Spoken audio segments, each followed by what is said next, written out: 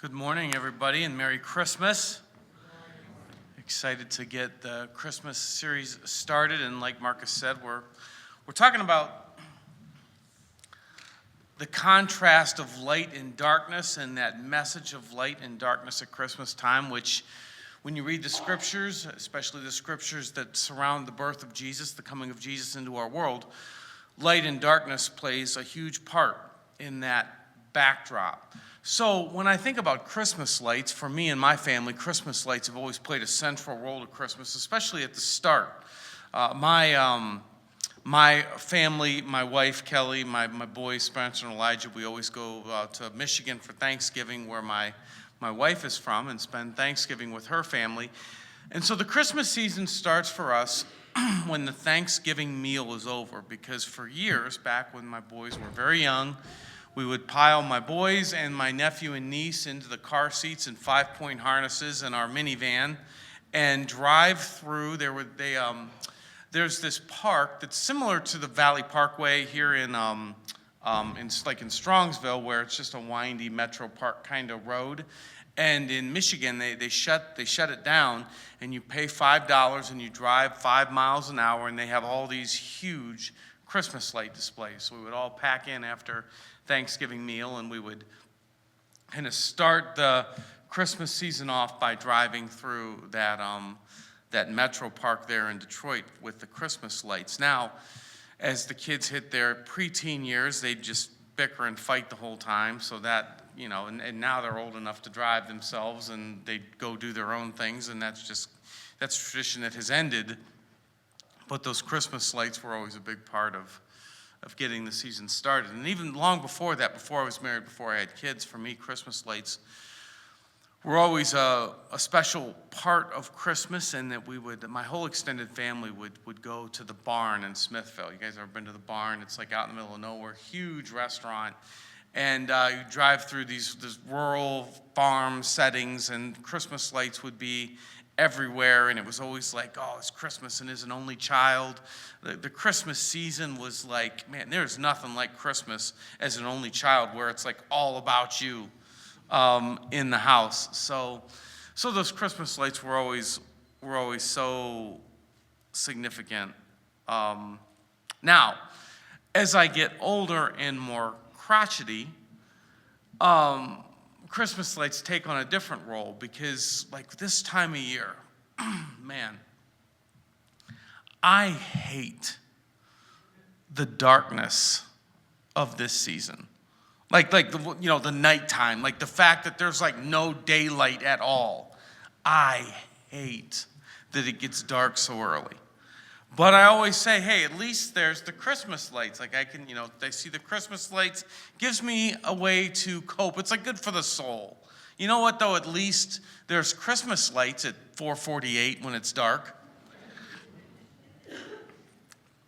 And as it works toward the winter solstice, the darkest night of the year, the longest night of the year, when the Christmas lights are put away, I can tell myself, yeah, but you know what? Every day we get a little more daylight. So I kind of have that. And this is actually a central part of the message in the Gospels regarding the coming of Jesus. Light and darkness play this huge role in the backdrop of Christmas, the Christmas story, both literally and symbolically. Because here's the thing about darkness.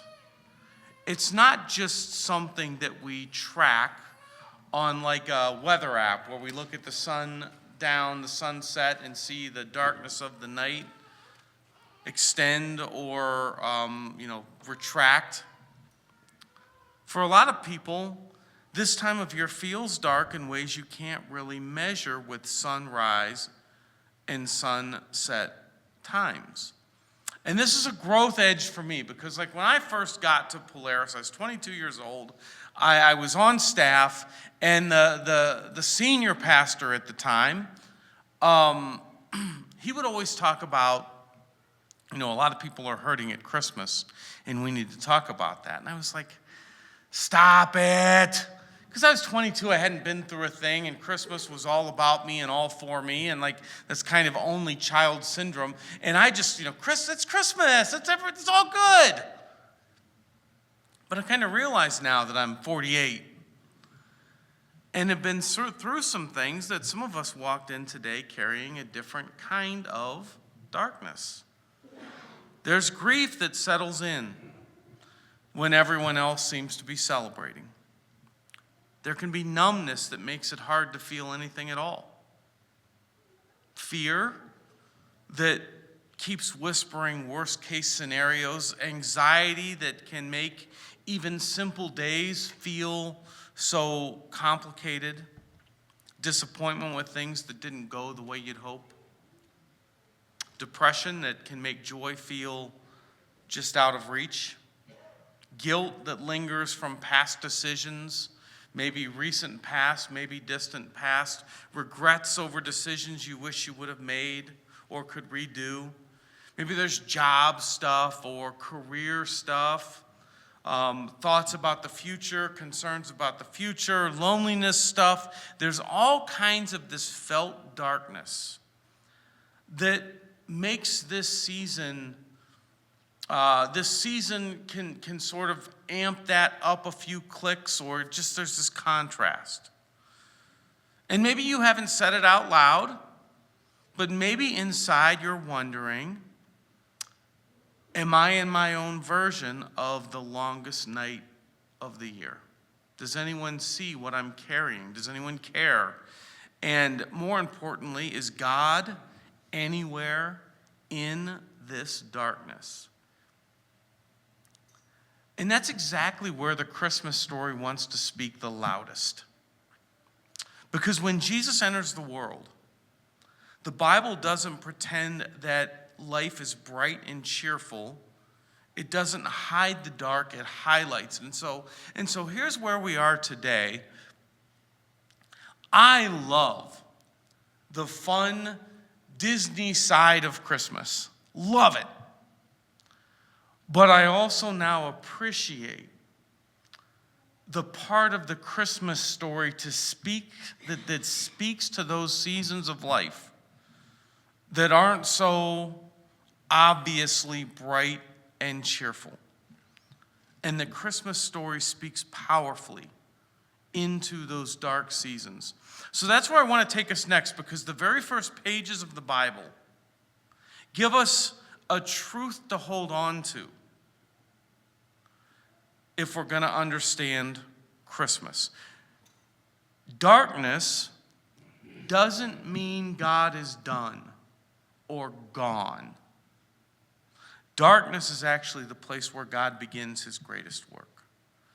Darkness doesn't mean God is gone or God is done. Darkness is where God begins his greatest work. So let's look at that together. Page 1 of the Bible, the very start of the whole thick book, the very start of God's story. Here's the setting. It says, in the beginning, God created the heavens and the earth. Now the earth was formless and empty. Darkness was over the surface of the deep, and the Spirit of God was hovering over the waters. And God said, let there be light. And there was light. And that sets the stage for who God is and what God does. With the beginning of the story, God overcomes darkness with light. And he's been doing it ever since. With the beginning of the story, God overcomes darkness with light. And he's been doing it ever since. See, the story of God's redemptive work starts in darkness and emptiness. That's important.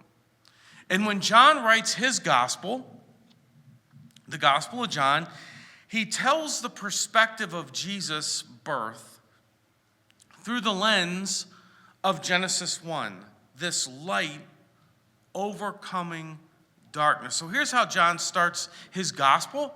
And every ancient reader would have made the connection to the Genesis account of the start of creation. He says, in the beginning.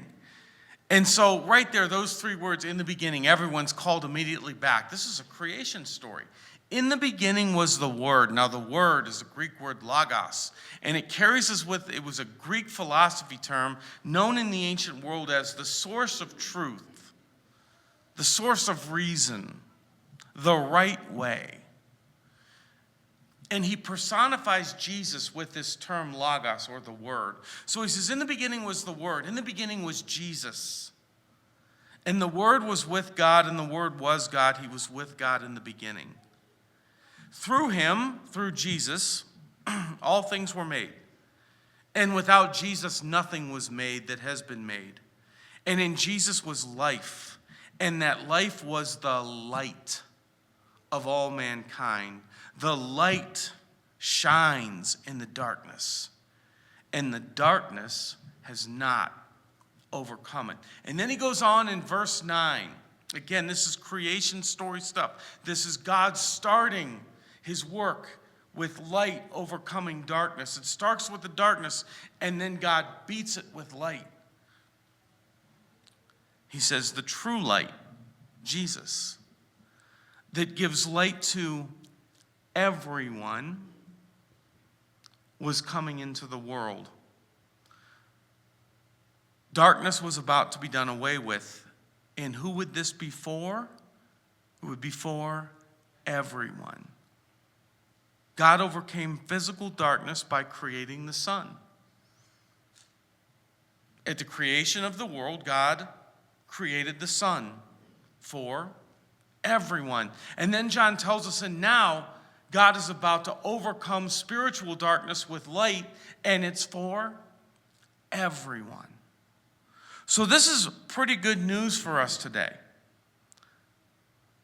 Because sometimes if we're sitting in a dark season, like if you're here today and this is a pretty dark season. Maybe it's our fault, maybe it's not.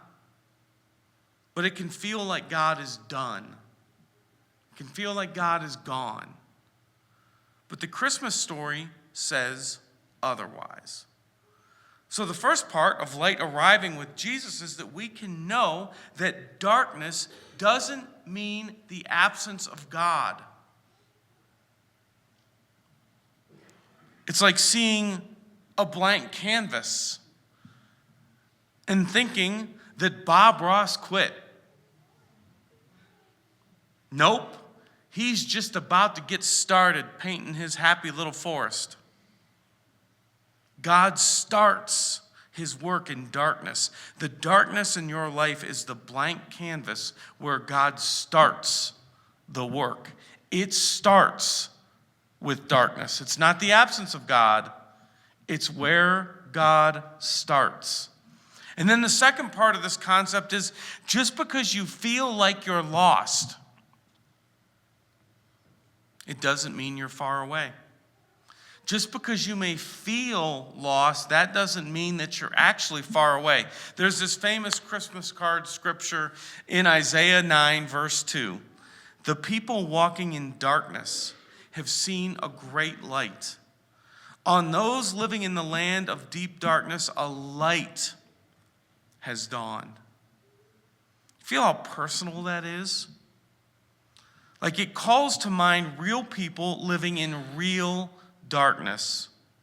I want to go to one of my favorite realities in the Gospels.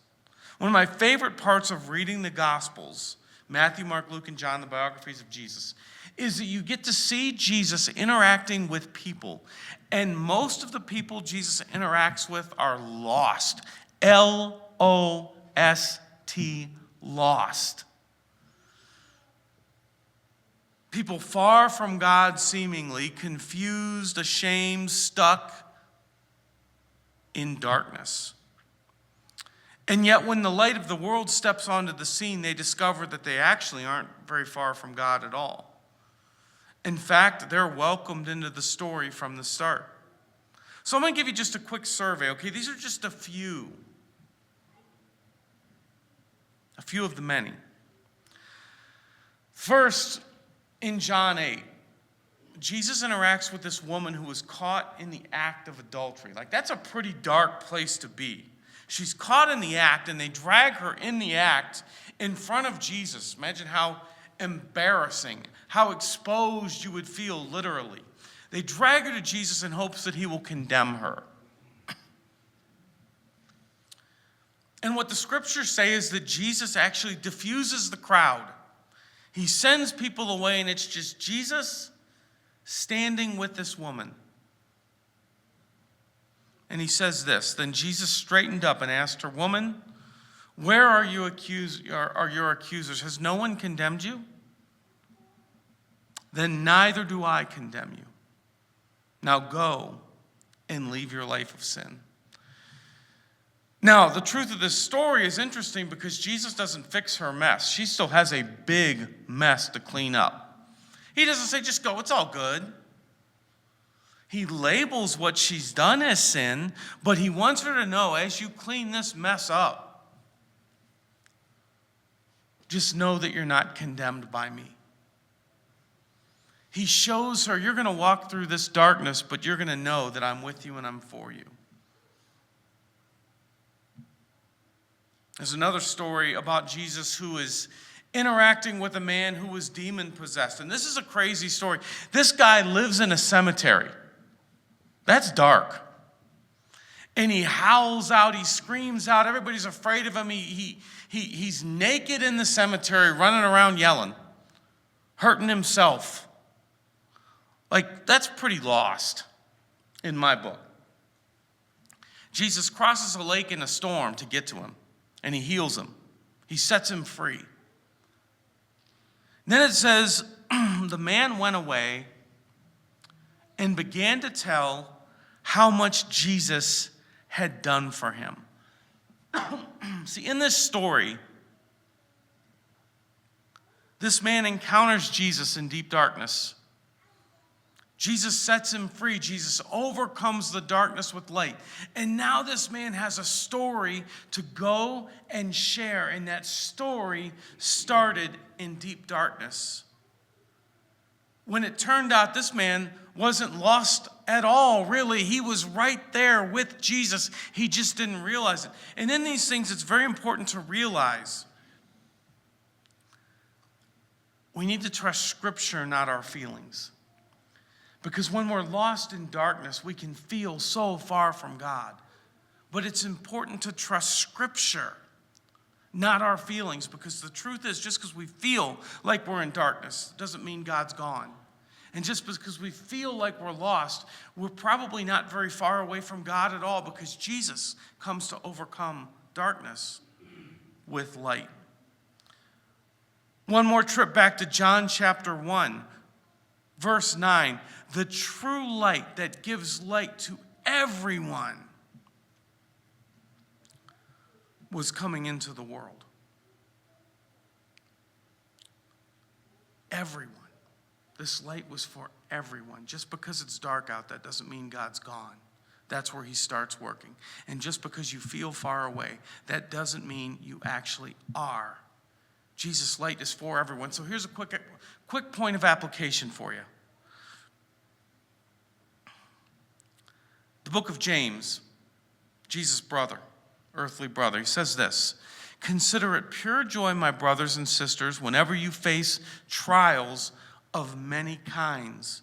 Consider it pure joy whenever you're in darkness, because you know that the testing of your faith produces perseverance. That perseverance finish its work so that you may be mature and complete, not lacking anything." See, God's best work in your life, God's soul work in your life, like that impacts your soul, it starts in those trials, in those seasons of darkness. Nearly anyone you talk to, and I got a big red exclamation mark here, so you know this is good stuff. Nearly anyone you talk to who has truly experienced the grace of God, who has a story worth listening to, who knows Jesus, They will point you back to a place of darkness, to a season of darkness, to a time when they felt like God was gone, where they felt like they were lost. They'll point you back there. They were out of answers. They were out of joy. They were out of peace. And somehow, and it's different for everyone, they took a step toward Jesus. And one step at a time, one day at a time, Jesus pulled them out of darkness. Jesus overcame the darkness in their life with light. Because the light of Jesus is for everyone in every moment. And here's what I want you to think about today. I want you to leave today with this. The purpose of this world that we walk through primarily is for us to get through it understanding one thing. Jesus is all we have, and Jesus is all we need. And it's in those seasons of darkness where our hearts are most ready to experience that and to get there. We got to get there to where we know, you know what? Jesus is the only thing I can count on. Jesus is my portion, and he is my enough. And it's in the darkness usually where we really come to make that connection. So I'm going to leave you with one more story from Jesus. It's in Matthew chapter 9. I'll just read it. The band can come on up. It says, as Jesus went on from there, 2 blind men following him called out, "Have mercy on us, Son of David." So they were in physical darkness. These were blind men. And when he had gone indoors, the blind men came to him and asked them, "Do you believe that I am able to do this?" They're asking Jesus, "Give us sight, give us light." Jesus says, "Do you believe that I am able to do this?" "Yes, Lord," they replied. And then he touched their eyes and said, "According to your faith, let it be done to you." And their sight was restored. See, this miracle was for us to understand when we walk in spiritual darkness and we cry out to Jesus. He is able to bring spiritual light into the deepest of darkness. See, hope had already arrived for their darkness. All they had to do was believe that Jesus was able to bring light into their world. So use this moment right now in this service to tell Jesus that you believe that he is able to overcome the darkness in your world with the light that only he can bring. If you're sitting in a season of darkness, the work has been done. The spiritual elements are flowing in your favor. It's now up to you to believe and acknowledge that your hope is already here. The light that overcomes darkness is already here.